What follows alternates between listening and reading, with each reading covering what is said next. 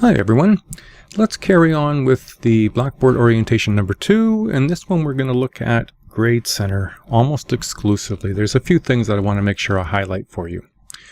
Okay, so what we need to do is go down to, now it'll be in a few places for you, but if you minimize that, there is a Grade Center link, and if you just click on that, it will give you full Grade Center. That's the one I want you to go to.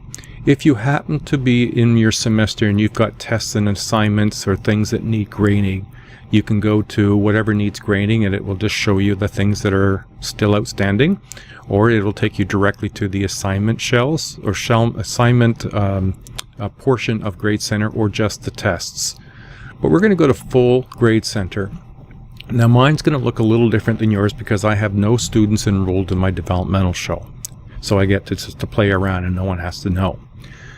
Now what you'll notice, the last and first name, the username, which will be the student number, but you're going to see student ID, last access, which is handy, and availability.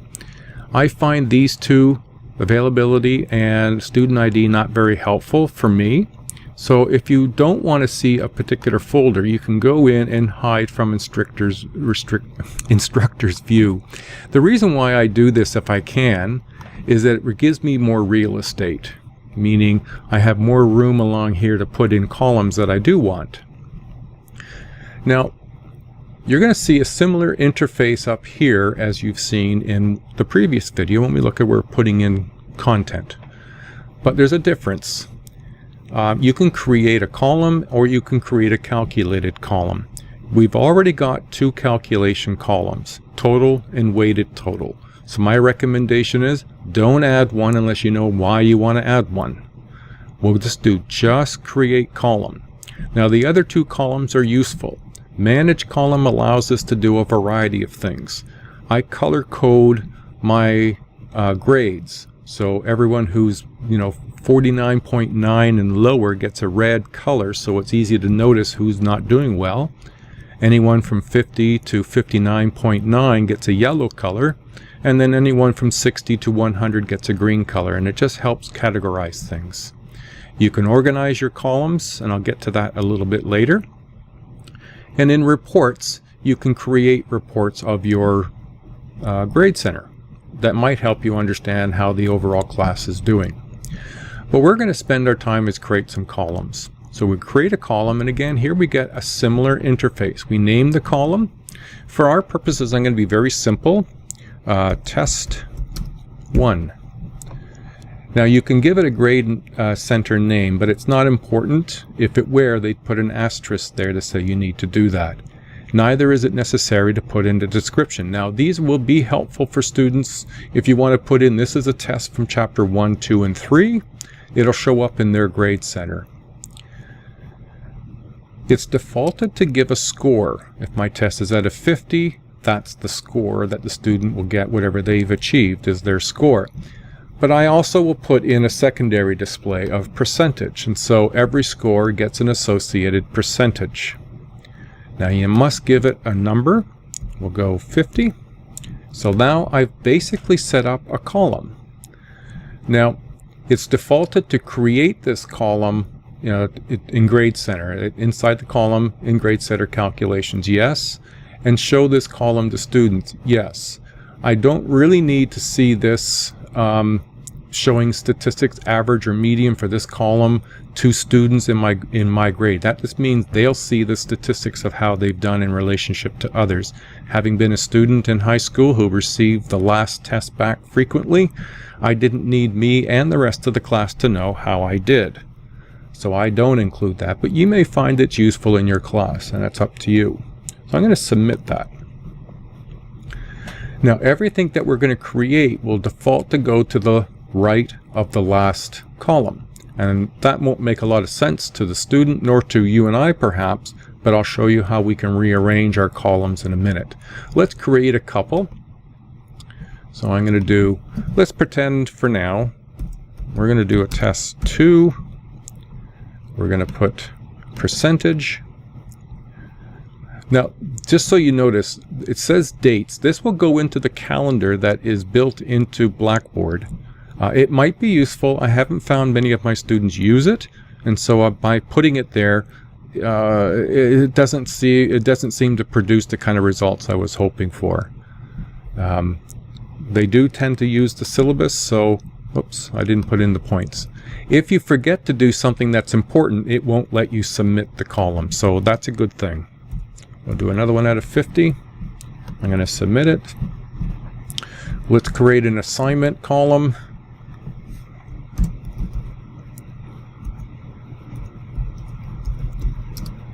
And we'll put percentage as well. Give it a total. This is going to be out of 60. And submit. And then we're going to create another assignment.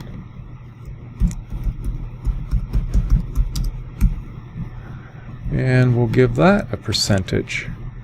Now I'm just doing this haphazardly. You would probably be doing this according to your syllabus, and what you've expressed you would be providing them as far as testing. Alright, for the sake of this, we're going to say, okay, 4 items, they're each going to be weighted at 25%. But you could have far more columns. I usually do 5 journals, so there's a column for each journal. I do 1 assignment and 3 tests, often in a lot of my classes. Now, I don't like that everything's over here. I want to put them in the order that they are in my syllabus. So now we've stopped creating, and we're going to go to managing. And I'm going to go down to column organization. Now, here I can rearrange them. I want the test 1 to go to the top, then the assignment, and then test 2, and then the assignment. Oops. And I'll bring the weighted total down. That's how I want it to look. So I'm going to submit that. Okay, there they are, organized the way I wanted them. Now, I said that there's a weightedness. Now, there's 2 types of columns here. There's a total column and a weighted column.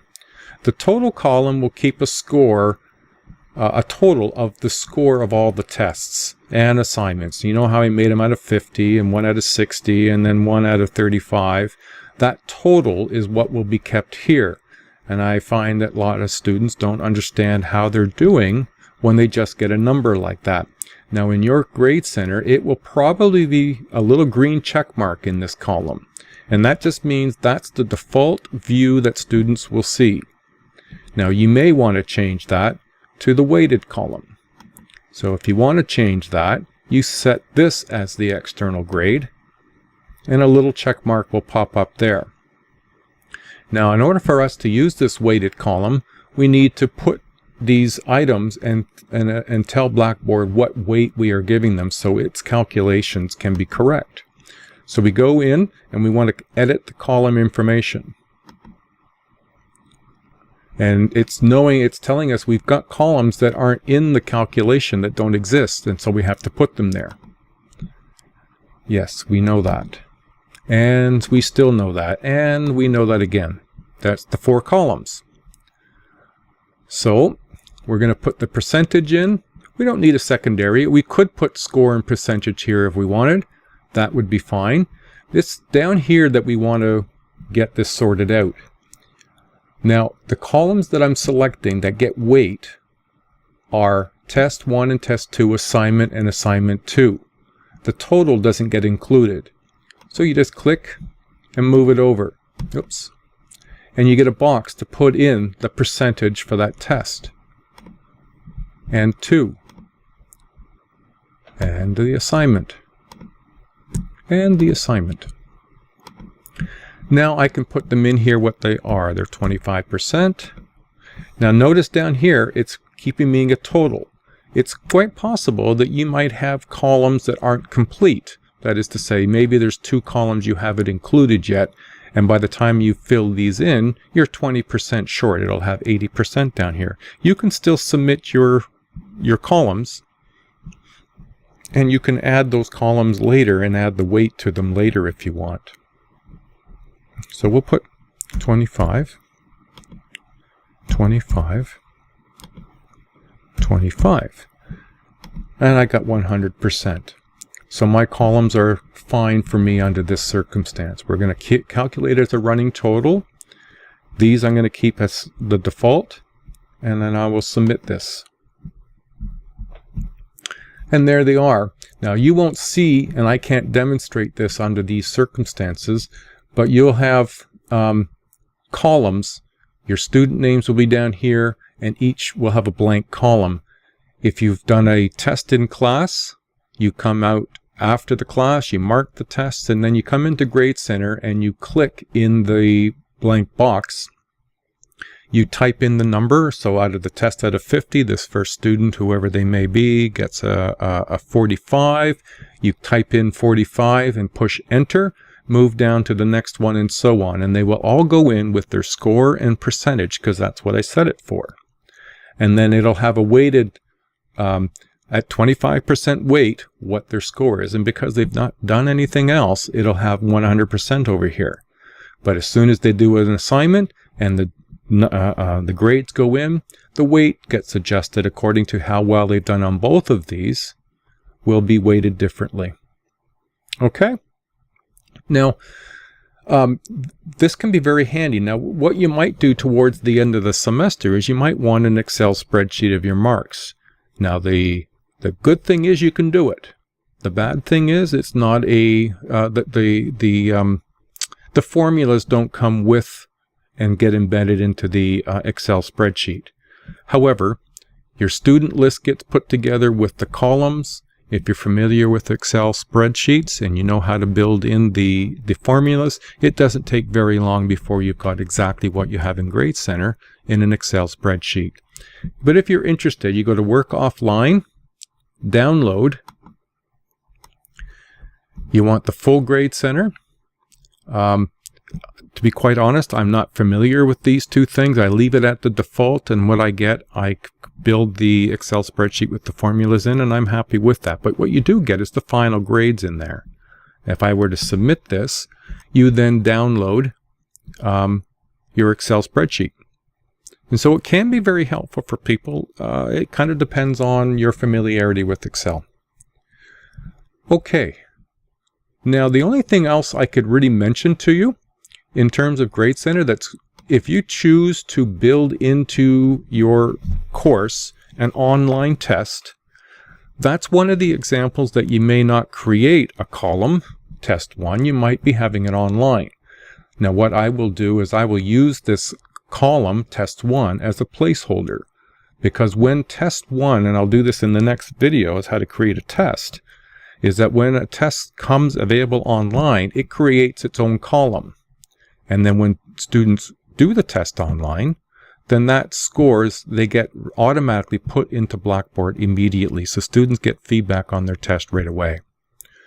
And so once the test 1 for the online test gets posted here, I come in and I will delete that column because the new test 1 will be there. I'll go in and I'll manage and organize my columns, bringing test 1 into its rightful place. And then I'll go into the weighted column and I will edit the column and give test 1 the weight it's supposed to have, the one that's been graded, and then their marks will count in the weighted total. Okay. I know this is a bit of a quick overview. I hope it's been helpful enough to get you started. I will make a third video looking at importing test banks and creating tests with those test banks, as well as creating a short test in Blackboard using the Blackboard tools. All right then. Thank you everybody, and I hope this has been helpful. Bye now.